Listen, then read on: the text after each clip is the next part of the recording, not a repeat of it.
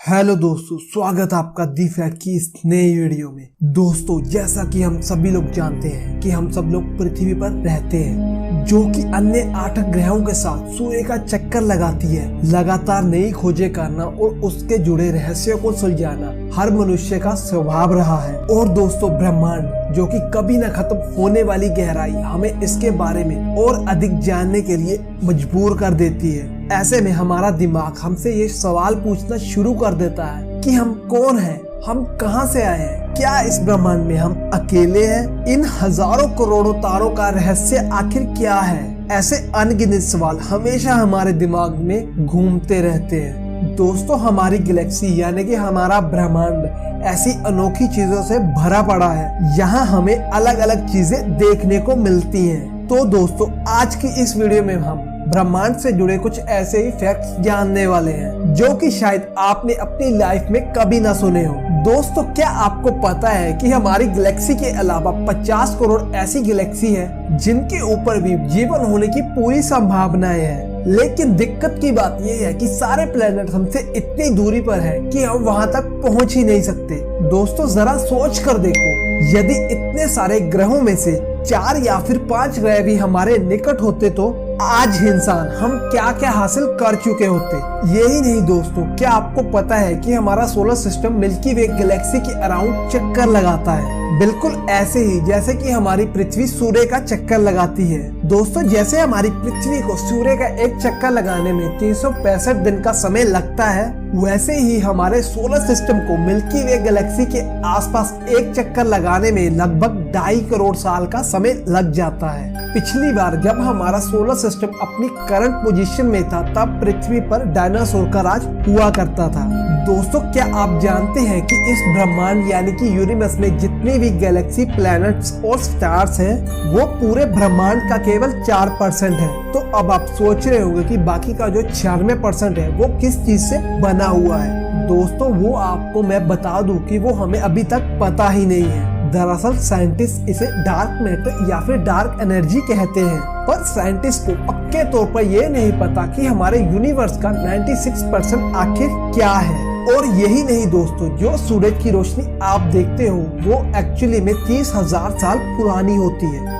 Scientifically देखा जाए तो सूरज के प्रकाश को हमारी पृथ्वी तक पहुंचने में सिर्फ 8 मिनट का समय लगता है, लेकिन एक्चुअली में उस प्रकाश को सूरज के कोर से सूरज की सतह तक पहुंचने में लगभग 30,000 साल तक का समय लग जाता है। तो दोस्तों, अब जब भी आप सूरज की रोशनी देखो, तब ये बात याद रखना कि जो रोशनी आप देख रहे हो वो रोशनी लगभग 30,000 साल पुरानी है। दोस्तों, क्या आप जानते हो कि इस ब्रह्मांड में लगभग हर सेकंड 48 से भी ज्यादा नए तारे पैदा होते हैं। जी हाँ, इस पूरे ब्रह्मांड में हर एक सेकंड में 48 से भी नए तारे पैदा होते हैं। दोस्तों, यही नहीं, अब जो बात मैं आपको बताने जा रहा हूँ उस बात पर शायद ही आपको यकीन होगा।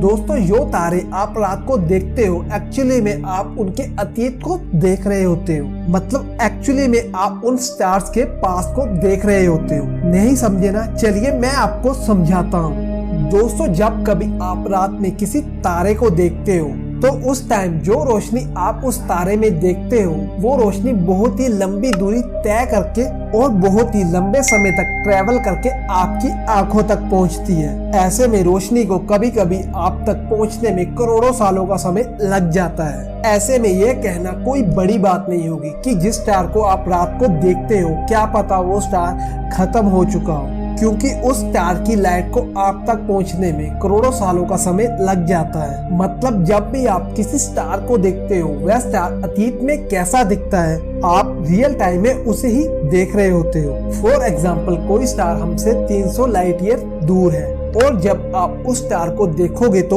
उस टाइम पे आप ये देख रहे होंगे कि वो स्टार लगभग 300 साल पहले कैसा दिखता होगा। आई होप अब आपको समझ आ चुका होगा कि मैं क्या कहना चाहता था।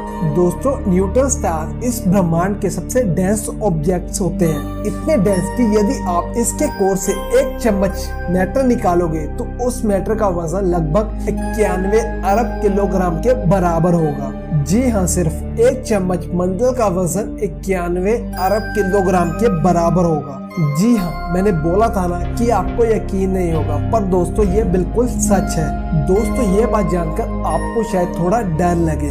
दोस्तों साल 2029 में अपोपिस नाम के एस्ट्रोनॉट का पृथ्वी से टकराने का चांस लगभग 3% से भी ज्यादा है। दोस्तों ये एस्ट्रोनॉट पृथ्वी के लगभग आधे इंसानों को खत्म कर सकता है। ऐसे में तो हम यही दुआ करेंगे कि ये एस्ट्रोनॉट पृथ्वी को छोड़ दे और हम इंसानों को जिंदा रहने दे। दोस्तों अंतरिक्ष में मौजूद स्पेस स्टेशन का प्रोजेक्ट अब तक का सबसे महंगा प्रोजेक्ट है और इसकी कीमत लगभग 150 अरब डॉलर है। और वैज्ञानिकों ने ब्रह्मांड की उत्पत्ति का सच जानने के लिए हेड्रोन कोलिडोर के नाम से एक प्रोजेक्ट स्टार्ट किया है।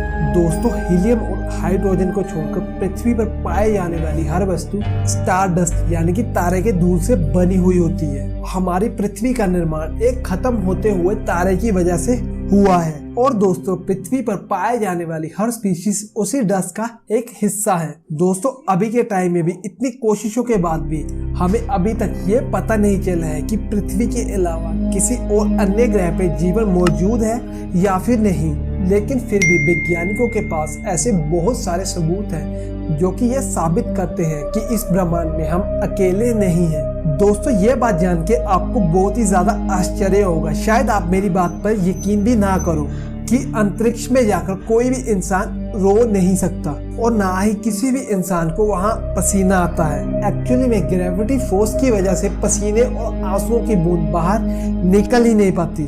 दोस्तों ये थे ब्रह्मांड से जुड़े कुछ फैक्ट्स जो कि आप आज से पहले नहीं जानते थे, पर अब आप जानते हो। अगर आपको वीडियो पसंद आई हो, यहाँ तक देखी है, तो ऑफ कोर्स पसंद आई ही होगी। तो इस वीडियो को लाइक, कमेंट और अपने दोस्तों के साथ शेयर करना मत भूलना ताकि उनको भी ये जानकारी मिल सके। मैं मिलता हूँ आपको एक ऐसी ही वीडियो के साथ, तब तक अपना ख्याल रखना दोस्तों।